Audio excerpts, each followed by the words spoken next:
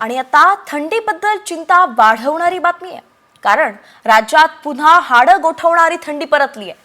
उत्तरेकडील राज्यांमध्ये थंड वारे वाहत आहेत। राजस्थानमध्ये सुद्धा थंडीची लाट आहे आणि आता राज्यातही कोरडं आणि थंड वारे वाहू लागले। त्यामुळेच राज्यातल्या तापमानात 4 ते 5 अंशांनी घट होण्याचा अंदाज वर्तवण्यात आलाय। येत्या 15 डिसेंबरपर्यंत राज्यात कडाक्याची थंडी पडेल असा अंदाज आहे। तर उत्तर महाराष्ट्रात पारा पुन्हा 10 अंशांखाली घसरलाय।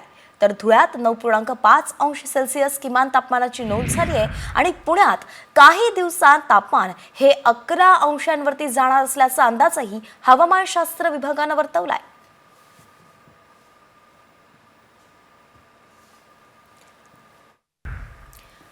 आणि आता थंडीबद्दल चिंता वाढवणारी बातमी आहे।